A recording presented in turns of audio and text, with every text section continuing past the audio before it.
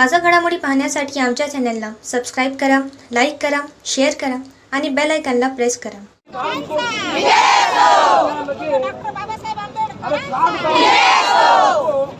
भारतीय संविधानाचा डॉक्टर बाबासाहेब आंबेडकरांचा भारतीय संविधानाचा जय जय जय जय जय भीम।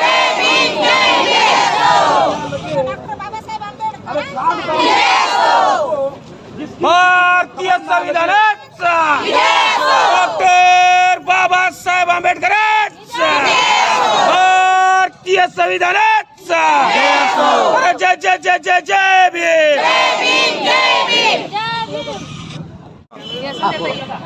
भारतीय संविधान हे फक्त बुद्ध धर्मासाठी नाहीये, तर देशामध्ये जितकेही व्यक्ती आहे, जितकेही लोक आहे समाजामध्ये, देशामध्ये जितकेही प्राणी पक्षी यांचं सुद्धा रक्षण करण्याचं जे लिहिलेलं आहे ते भारतीय संविधानामध्ये लिहिलेलं आहे। आणि सर्व समाजाचे लोक काय म्हणतात की भारतीय संविधानाचं रक्षण करणं हे फक्त बुद्ध धर्मीयांचाच कर्तव्य आहे, असं नाही। महिलांना समोर आणण्यासाठी एक संविधानामध्येच असा कलम आहे की सर्व महिलांना समोर येता येते। त्याच्यामुळे ह्या सर्व महिला आम्ही परभणीमध्ये संविधानाची जी तोडफोड झालेली आहे त्याचा जाहीर निषेध करत आहोत। आणि हे दुष्कर्म ज्याही नराधमाने केलेलं आहे त्या नराधमाला जोपर्यंत हे शासन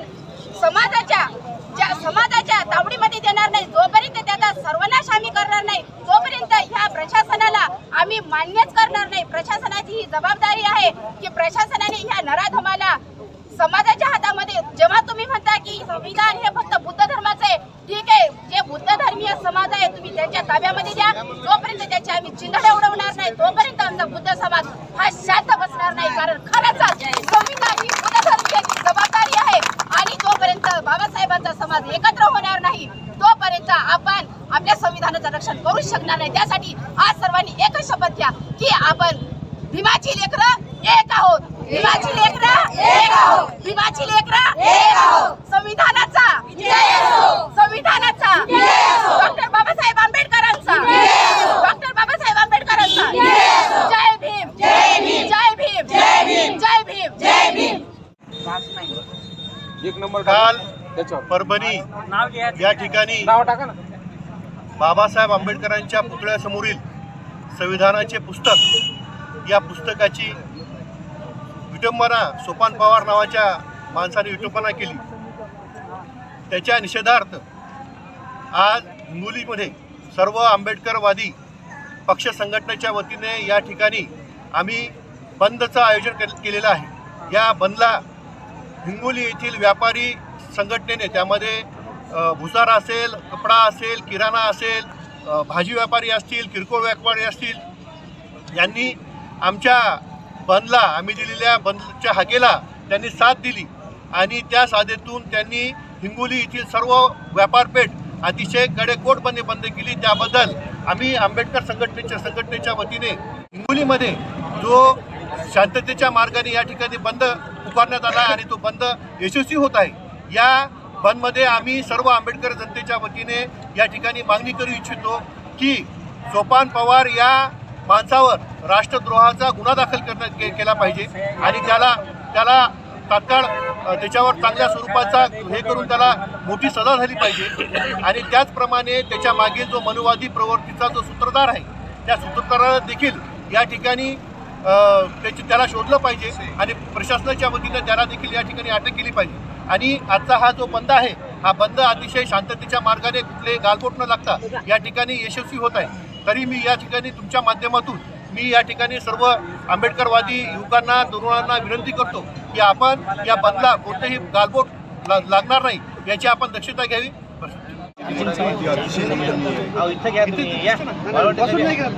परभणीच्या घटनेचा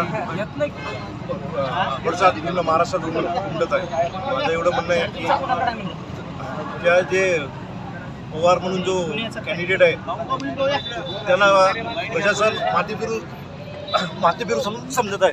माथेफिरू कशामुळे मला काही समजत नाही। अरे पण त्याचं नाव काय? आमचं एवढंच म्हणणं आहे की तो जो पवार आहे मागचा मास्टर माइंड कोण आहे ते आपल्याला सर्व माहीत झालं पाहिजे. आणि ही जी घटना घडलेली या घटनात फक्त बौद्ध समाजात रस्त्यावर उतरलेला आहे का? कारण की दुसरे समाज एक पण उतरला नाही. भारतीय संविधानाला फक्त बौद्ध समाजच मानतो का? दुसरा कुठलाही समाज मानत नाही का?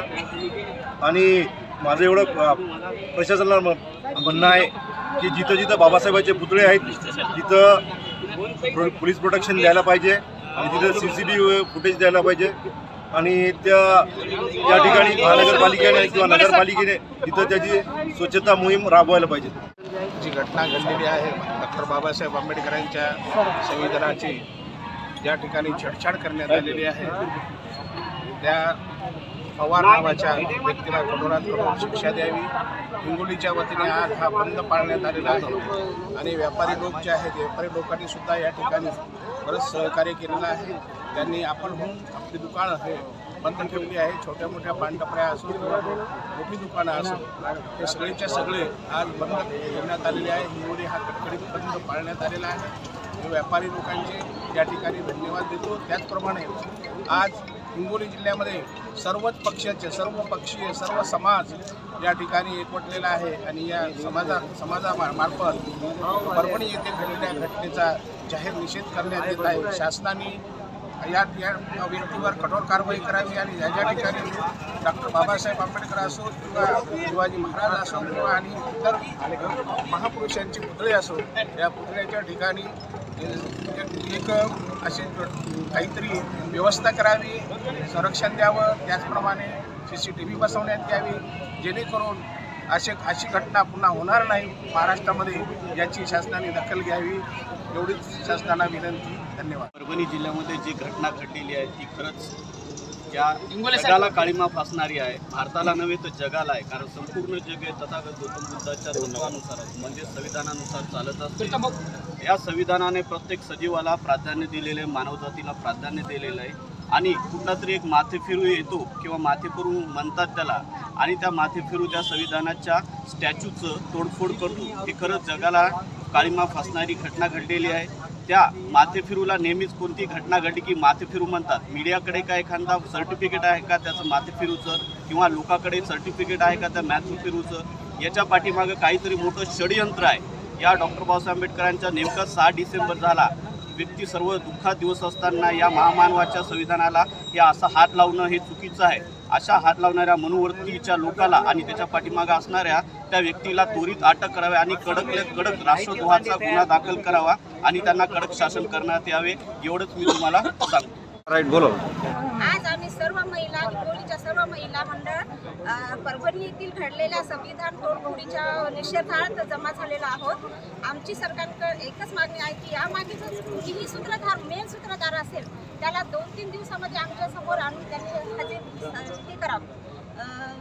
फडणवीस सरकारनं आमची एकच मागणी आहे की आम्हाला 3-4 दिवसामध्ये त्यांच्या मागे जो सूत्रधार आहे त्या सूत्रधाराला जनतेसमोर आणून उभं करावं. संविधान हे कोणत्या एका समाजाचं नसून पूर्ण समाज देशात ज्या संविधानावर पूर्ण देश चालतो, जे आमदार खासदार संविधानाला साक्षी करून शपथ घेतात अशा साक्षीदारांना आज मी आवाहन करते की तुम्ही सगळेजण समोर येऊन या संविधानाचे रक्षण करू शकत नसाल तर तुमच्या त्या पदाचा काहीही उपयोग नाही. हे कोणत्या समाजापुरतं नाही आहे. संविधान हे पूर्ण देशाचं संविधान आहे आणि आज या संविधानावर जर असं तोडफोड करत असतील अशा लोकांना तुम्ही जर पाठीशी घालत असतील मनोरुग्ण म्हणून तर आम्ही सर्वजण तशा गोष्टीचा धिक्कार करतो आणि या सरकारचा सुद्धा धिक्कार करतो. जर हे सरकार आम्हाला जर अशा संविधानाचं संरक्षण करू शकत नसेल तर हे सरकार स्थापन या राज्य करण्याचा लायकीचं नाही आहे.